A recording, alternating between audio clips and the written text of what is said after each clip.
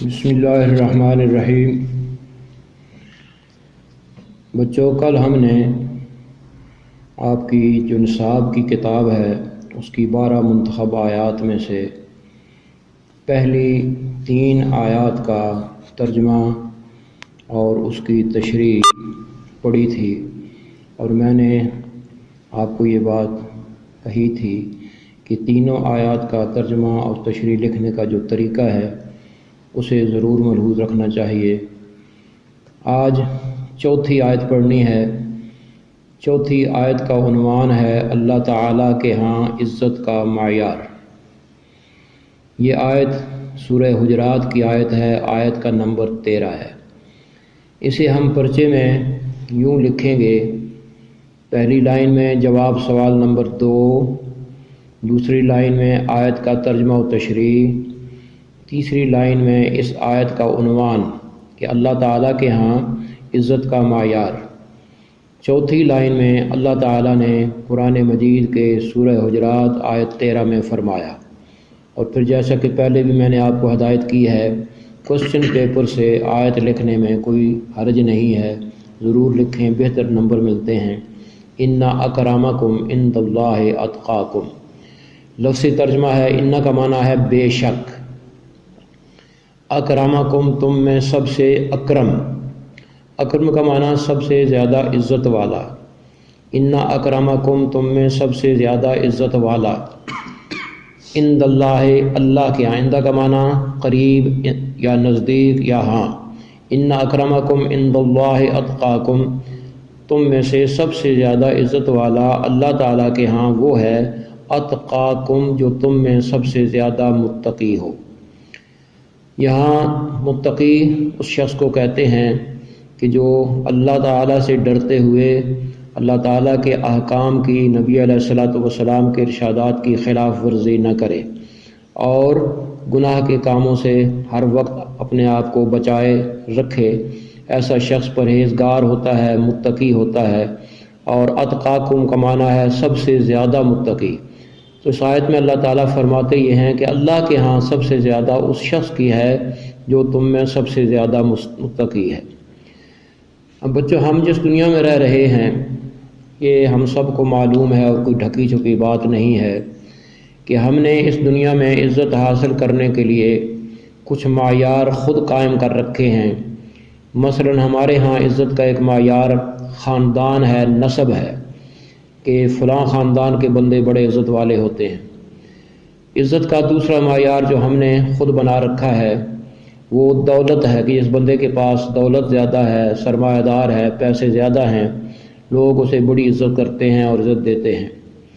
تیسرا کرسی ہے، عہدہ ہے، منصب، اگر کسی کے پاس کوئی اچھی کرسی ہے، اچھا عہدہ ہے، اچھا منصب ہے تو لوگ اس کی بھی بڑی عزت کرتے ہیں۔ لیکن اگر آپ سوچیں ان چیزوں میں سے کوئی چیز ہمیشہ رہنے والی نہیں ہے، نہ تو پیسہ بندے کے پاس ہمیشہ رہتا ہے، قارون جو ہیں وہ گداگر بنتے دنیا نے دیکھے ہیں، اسی طرح جو آج کرسی پر ہے دوسرے دن اسے پھانسی کے گھاٹ اتار دیا جاتا ہے۔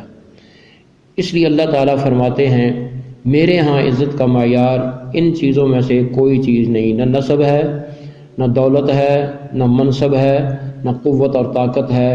ان اکرمکم عند اللہ اتقاکم تم میں سے اللہ کے ہاں سب سے زیادہ عزت والا وہ ہے جو سب سے زیادہ متقی ہوگا۔ اس کی سب سے واضح مثال نبی اکرم صلی اللہ علیہ وسلم کے زمانے میں پیش کی جا سکتی ہے۔ حضور علیہ الصلوۃ والسلام کے رشتے میں سگے چچا تھے، قریشی تھے، مکے میں سب سے بڑے دولت مند شخص تھے اور نام اس کا عبد العزیٰ تھا۔ اتنا حسین، جمیل اور خوبصورت تھا کہ ابو لہب کہا جاتا تھا۔ لیکن نبی علیہ الصلوۃ والسلام کی سب سے پہلے مخالفت کرنے والا اور آپ کی شان میں گستاخی کرنے والا آپ کا یہی چچا ابو لہب تھا۔ اس لیے اللہ تعالیٰ نے اس کی مذمت میں پوری ایک سورت نازل فرمائی جس میں اس کا اور اس کی بیوی ام جمیل کا اللہ پاک نے ذکر فرمایا اور بتایا کہ قیامت کے دن حشر کے میدان میں یہ بیوی اپنے خاوند کے گلے میں مونج کی رسی ڈال کر اسے لے جا رہی ہوگی اور اپنے جہنم میں جلنے کے لیے جو ایندھن کا سامان ہے، لکڑیاں ہیں، وہ اپنے سر پر لادے ہوئے ہوگی۔ تو اس سے آپ اندازہ کر سکتے ہیں کہ اللہ کے ہاں نسب کا کوئی احترام نہیں ہے اور دولت کی بھی کوئی عزت اللہ کے ہاں نہیں ہے۔ اس کے مقابلے میں آپ دیکھیں اسی مکہ میں ایک شخص تھا جو ایک بہت بڑے مشرک کا غلام تھا، حبشہ کا رہنے والا، چھوٹے سے قد کا، زبان توتلی تھی، رنگ کالا تھا، لیکن نبی اکرم صلی اللہ علیہ وسلم سے ملاقات کی، آپ صلی اللہ علیہ وسلم پر ایمان لایا اور حضور علیہ الصلوۃ والسلام کی غلامی میں زندگی بسر کی۔ نبی علیہ الصلوۃ والسلام فرماتے ہیں کہ شب معراج جب مجھے اللہ پاک نے آسمانوں پر بلایا اور میں نے جنت کی سیر کی تو مجھے کسی کے قدموں کی آہٹ سنائی دی۔ میں نے جبرائیل سے پوچھا یہ اور کون آیا ہوا ہے؟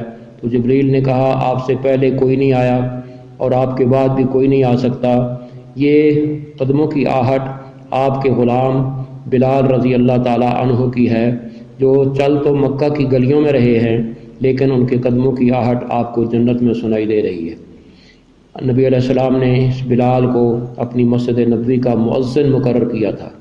اس ایک مثال سے آپ یہ بات آسانی سے سمجھ سکتے ہیں کہ اللہ کے ہاں عزت کا معیار نسب نہیں ہے، دولت نہیں ہے، منصب نہیں ہے، طاقت نہیں ہے، اللہ کے ہاں تقوی معیار ہے۔ اور تقوی یہ ہے کہ انسان ایمان کی بنیاد پر اعمال صالح، نیک اعمال کی زندگی بسر کرے، اللہ تعالیٰ اور اس کے رسول صلی اللہ علیہ وسلم کی اطاعت میں زندگی بسر کرے تو وہ متقی ہو جائے گا۔ اس کے بعد 5ویں آیت ہے۔ 5ویں آیت میں اللہ تعالیٰ نے اس دنیا میں رہنے والے لوگوں کو اپنی قدرت کے کچھ نشانات بتائے ہیں۔ اللہ تعالیٰ کی ذات جو ہے، آج تک کسی شخص نے اللہ تعالیٰ کو اپنی ان آنکھوں سے نہیں دیکھا، دیکھ سکتا بھی کوئی نہیں ہے۔ موسیٰ علیہ الصلوۃ والسلام اللہ کے عظیم نبی ہیں، کلیم اللہ کہلاتے ہیں، کوہ طور پر جاتے ہیں، اللہ پاک پس پردہ موسیٰ علیہ السلام سے کلام فرماتے ہیں۔ اس ہم کلامی کے دوران موسیٰ علیہ السلام کے دل میں شوق پیدا ہوا کہ اللہ تعالیٰ کا دیدار ہو جائے تو بڑی نعمت ہوگی۔ تو موسیٰ علیہ السلام نے اللہ تعالیٰ سے دیدار کی درخواست کی تھی، رب آرنی، اے میرے رب مجھے اپنا دیدار کرا دے۔ تو رب کریم نے فرمایا تھا لن ترانی، اے موسیٰ قیامت تک کوئی تو بھی نہیں دیکھ سکتا اور کوئی اور بھی ان آنکھوں سے زمین پر نہیں دیکھ سکتا۔ تو اللہ تعالیٰ خود تو نظر آتا نہیں ہے، دکھائی دینے والا نہیں ہے، لیکن اس نے اپنا آپ بتانے کے لیے، جتانے کے لیے، سمجھانے کے لیے اس کائنات میں بے شمار قدرت کی نشانیاں پیدا فرمائی ہیں اور ہمیں ان نشانیوں کی طرف متوجہ کیا ہے کہ اگر تم اللہ کو پہچاننا چاہتے ہو تو تمہیں ان نشانات قدرت سے اللہ کی پہچان ہو جائے گی۔ ان نشانات قدرت میں سے 4 نشانات اس آیت میں ہیں جو ہم نے پڑھنی ہے۔ یہ 5ویں آیت ہے، آپ کی منتخب آیت۔ اس کا بھی جواب آپ نے ایسے ہی لکھنا ہے، پہلی سطر میں جواب سوال نمبر 2، دوسری سطر میں آیت کا ترجمہ اور تشریح، تیسری سطر میں اس آیت کا عنوان ہے ارباب بصیرت کے لیے نشانات قدرت۔ ارباب بصیرت ان لوگوں کو کہتے ہیں جن کے دل کی آنکھیں کھلی ہوں، دل کی آنکھوں سے دیکھتے ہوں۔ یہ ہمیں جو اللہ پاک نے دیکھنے کی آنکھیں دی ہیں چہرے پر، یہ بصارت کہلاتی ہے۔ اس کے اندر جو بینائی ہے، جسے آپ انگریزی میں آئی سائٹ کہتے ہیں، یہ بصارت ہے۔ لیکن دل کے اندر جو آنکھیں اللہ پاک نے دی ہیں انہیں بصیرت کہتے ہیں، اور یہ سب کو نصیب نہیں ہوتی۔ مشرک کے لیے اللہ تعالیٰ نے قرآن میں فرمایا ہے کہ یہ دل کے اندھے ہیں، ظاہری آنکھیں تو یہ رکھتے ہیں، وَلَٰكِن تَعْمَى الْقُلُوبُ الَّتِي فِي الصُّدُورِ، قرآن کے الفاظ ہیں، یہ ان کے دلوں میں آنکھیں جو ہیں وہ اندھی ہیں، وہ نہیں دیکھ سکتے۔ تو بصیرت دل کی آنکھ سے دیکھنے کو کہتے ہیں۔ عام طور پر ارباب بصیرت کا معنی کیا جائے گا عقل مند، دانش مند لوگ، دانشور لوگ۔ تو اللہ تعالیٰ نے اس آیت میں دانش مندوں کے لیے، ارباب بصیرت کے لیے، دانشوروں کے لیے اپنی قدرت کے صرف 4 نشانات کا اظہار فرمایا ہے۔ اللہ تعالیٰ نے قرآن مجید کی سورہ آل عمران آیت نمبر 190 میں فرمایا ہے۔ آیت کے الفاظ آپ کی کتاب میں بھی ہیں، آپ پڑھ سکتے ہیں کہ ان فی خلق السماوات والارض واختلاف اللیل والنہار لآیات لأولی الالباب۔ इन्ना का माना बेशक, फ़ी का माना में, खल्क का माना पैदा करना। अस्समावात समा की जमा है, समा कहते हैं आसमान को, चूँकि आसमानों की तादाद 7 है इसलिए समावात का लफ्ज़ इस्तेमाल हुआ।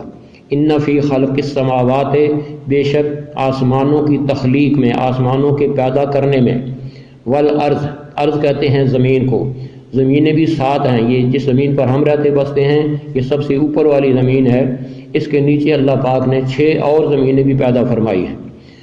इन्ना फ़ी खल्क़िस समावात वल अर्ज़, अल्लाह फरमाते हैं मेरी कुदरत का पहला निशान आसमानों की तख्लीक है, कुदरत का दूसरा निशान ज़मीन की तख्लीक है।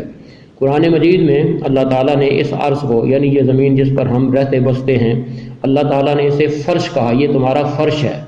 और आसमान को अल्लाह पाक ने बिनाअन यानी छत करार दिया, गोया ये पूरी कायनात एक खैमा है कि आसमान उस खैमे के ऊपर छत है और ज़मीन उसका फ़र्श है। तो ये फ़र्श ज़मीन का और ऊपर जो छत है आसमान का, ये 2 निशानियाँ अल्लाह ने बयान फरमाई हैं कि इन्ना फ़ी खल्क़िस समावाति वल अर्ज़, आसमान में भी मेरी कुदरत का निशान है और ज़मीन में भी मेरी कुदरत का निशान है। वख्तिलाफ़िल लैल वन नहार, इख्तिलाफ़ कहते हैं एक दूसरे के मुखालिफ होना, एक दूसरे के मुद्दे मुकाबल होना। इख्तिलाफ़ लैल व नहार आप देख लें, इतना इख्तिलाफ़ है, दिन और लैल कहते हैं रात को और दिन कहते हैं नहार को। कुरान मजीद में अल्लाह ताला ने तकरीबन 75 आयतों में लैल का जिक्र किया, 57 आयतों में नहार का जिक्र किया। लैल रात को कहते हैं, नहार दिन को कहते हैं। इनमें इतना इख्तिलाफ़ है कि दिन आता है तो रात गायब हो जाती है, रात आती है तो दिन गायब हो जाता है। ये कभी इकट्ठे नहीं हुए और कभी इकट्ठे हो भी नहीं सकते। दूसरा इख्तिलाफ़ आप ये भी देखते हैं कि मौसम के एतबार से कभी दिन लंबे होते हैं, रातें छोटी होती हैं, कभी रातें लंबी होती हैं, दिन छोटे होते हैं। आम तौर पर दिन रोशन होता है, रात तारीक होती है। आम तौर पर दिन गर्म होता है और रात उसके मुकाबले में ठंडी होती है। ये इख्तिलाफ़ है लैल व नहार का। अल्लाह फरमाते हैं तुम रोज़मर्रा जिस ज़मीन पर चलते फिरते और ज़िंदगी बसर करते हो, ये ज़मीन भी मेरी कुदरत का एक निशान है। ये आसमान के ऊपर देखो, ये आसमान, इस आसमान में चमकता हुआ सूरज, रात को सितारे और चाँद तुम्हें दिखाई देते हैं, ये मेरी कुदरत के निशान है। ये ज़मीन आप जिस पर रहते हैं, इस पर सिर्फ इंसान ही नहीं, हैवानात भी हैं, चरिंद हैं, परिंद हैं और दीगर कीड़े मकोड़े हशरातुल अर्ज़ हैं। फिर ज़मीन से उगने वाली घास से लेकर बड़े से बड़े तनावर दरख्त तक ये जमादात कहलाते हैं। बड़े बड़े ऊंचे पहाड़ जो हैं, ये सारी चीज़ें काबिल गौर हैं। अल्लाह फरमाते हैं अगर तुम ज़मीन की एक एक चीज़ पर गौर करोगे, आसमान की एक एक चीज़ पर गौर करोगे, तो तुम्हें हर चीज़ में अल्लाह ताला अपनी कुदरत के साथ दिखाई देगा। अल्लाह ताला अपनी कुदरत के साथ ज़ाहिर हो जाएगा। ये मज़ाहिर कुदरत है। इन्ना फ़ी खल्क़िस समावाति वल अर्ज़ि वख्तिलाफ़िल लैल वन नहार। लेकिन इन मज़ाहिर कुदरत को देखती सारी दुनिया है, काफिर भी देखते हैं, मोमिन भी देखते हैं।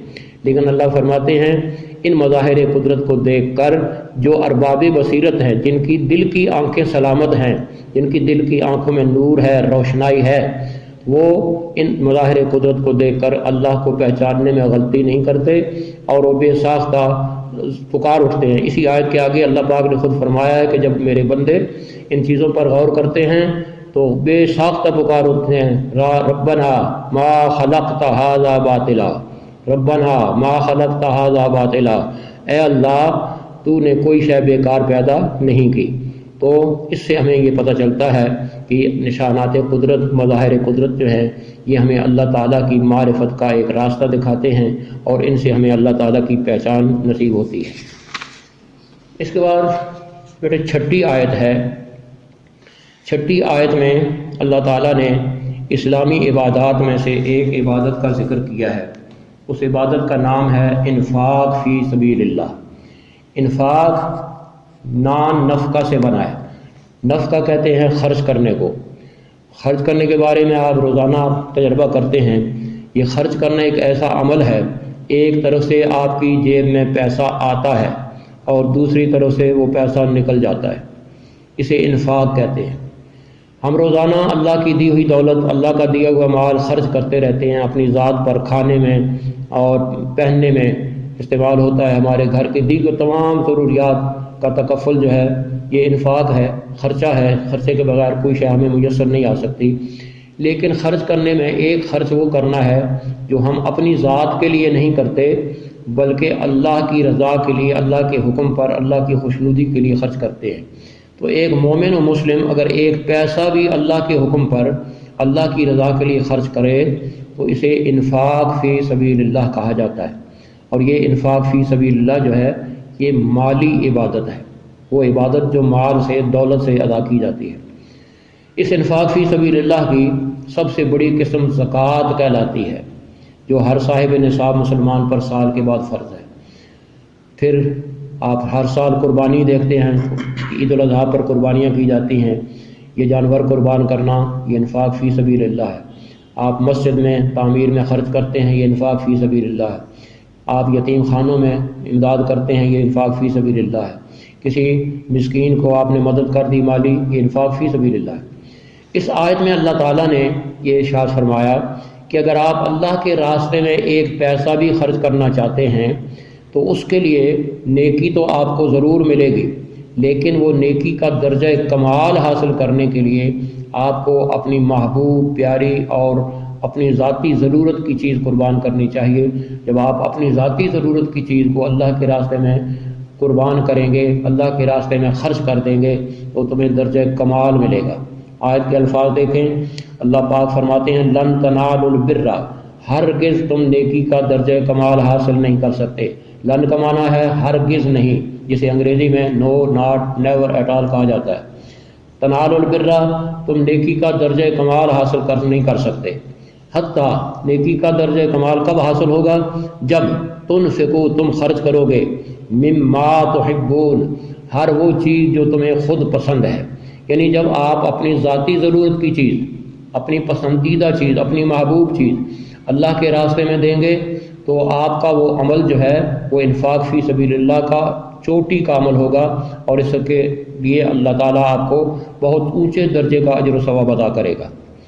اس کی واضح مثال ہمارے سامنے حضرت ابراہیم علیہ السلام اور ان کے بیٹے اسماعیل علیہ السلام کی ہے۔ دیکھیں، آپ بھی جانتے ہیں اور میرا بھی یہی خیال ہے کہ ہم سب کو اپنی اپنی جان عزیز ہے، کوئی بندہ اپنی جان پر سودا نہیں کرتا۔ پھر والدین کو اپنی اولاد بڑی عزیز ہوتی ہے۔ پھر ابراہیم علیہ السلام کے بارے میں ذرا سوچیں کہ اللہ کے عظیم پیغمبر ہیں، خلیل اللہ ہیں، اور زندگی کے بالکل آخری ایام میں تقریباً 92 سال کی عمر میں اللہ تعالیٰ نے زندگی بھر کی دعاؤں کے نتیجے میں ایک بیٹا دیا، اور اس بیٹے کا نام آپ نے اسماعیل رکھا۔ جب یہ اسماعیل علیہ السلام چلنے پھرنے کے قابل ہو گئے، اپنے والد کے ساتھ آنے جانے کے قابل ہو گئے، تو ایک رات خواب میں اللہ تعالیٰ نے ابراہیم علیہ السلام سے مطالبہ کیا کہ ابراہیم کوئی پیاری سی چیز میرے راستے میں قربان کر دو۔ تو ابراہیم علیہ السلام نے جانوروں میں سے جانور قربان کیا۔ اللہ نے پھر خواب میں فرمایا میں نے تو پیاری چیز طلب کی تھی۔ تو ابراہیم علیہ السلام اس وقت یہ بات سمجھے کہ اس وقت مجھے سب سے پیارا تو یہ چھوٹا بیٹا ہے جو زندگی کے آخری ایام میں مجھے اللہ نے عطا فرمایا ہے۔ تو ابراہیم علیہ السلام نے یہ خواب اپنے بیٹے کو بتایا تھا۔ قرآن مجید میں پورا واقعہ نقل ہے کہ جب ابراہیم علیہ السلام اسماعیل کو کہتے ہیں کہ میرے بیٹے میں نے خواب دیکھا ہے کہ انی اذبحک، میں تمہیں ذبح کر رہا ہوں، تو بیٹے نے عرض کیا ابا جی آپ اللہ کے پیغمبر ہیں، آپ کو اگر اللہ نے مجھے ذبح کرنے کا حکم دیا ہے مجھے کیا انکار ہو سکتا ہے، میں ذبح ہونے کے لیے تیار ہوں۔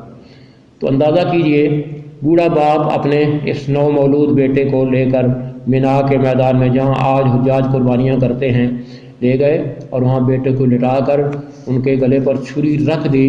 لیکن اللہ قادر ہے، اللہ کریم نے جبرائیل علیہ السلام کو بھیجا جنت سے دمبا دے کر، اور جبرائیل آئے، اسماعیل کو نکال لیا، دمبا رکھا اور ابراہیم علیہ السلام نے دمبا ذبح کر دیا۔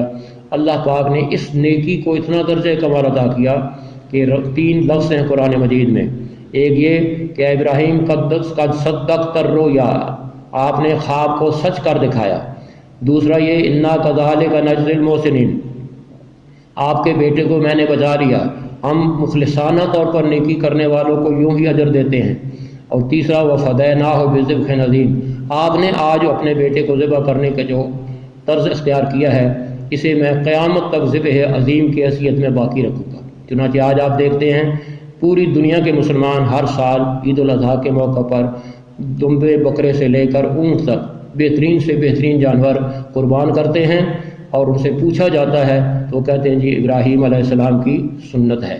تو اس آیت میں ہمیں اللہ تعالیٰ نے یہ بات ارشاد فرمائی کہ اگر تمہیں اللہ کے دیے ہوئے مال میں سے اللہ کے راستے میں اللہ کے حکم پر خرچ کرنے کی توفیق ملے تو اچھا مال خرچ کرنا چاہیے، پرانے کپڑے نہیں دینے چاہیے، باسی روٹی نہیں دینی چاہیے، بلکہ اگر توفیق ہو تو مانگنے والے کو تازہ روٹی دے دیں تاکہ وہ کھا کر اس کی بھوک مٹے۔ اگر آپ کو توفیق ملے تو اسے ایسا لباس دیں جو اس کے لباس پہننے کے قابل ہو۔ یہ چھوٹی چھوٹی چیزیں جو روزمرہ ہم دیا کرتے ہیں، اس لیے اللہ پاک ہمیں اس میں سبق یہ دیتا ہے کہ نیکی کا درجہ کمال حاصل کرنے کے لیے تمہیں اپنی پیاری اور محبوب چیزیں اللہ کے راستے میں قربان کرنی چاہیے۔ تو ہمارے نصاب کی کتاب میں اگرچہ 12 منتخب آیتیں ہیں، لیکن ہم سے تشریح صرف پہلی 6 آیتوں کی پوچھی جانی ہے، اس لیے یہ پہلی 6 آیتوں کی تشریح میں نے آپ کو سمجھا دی ہے۔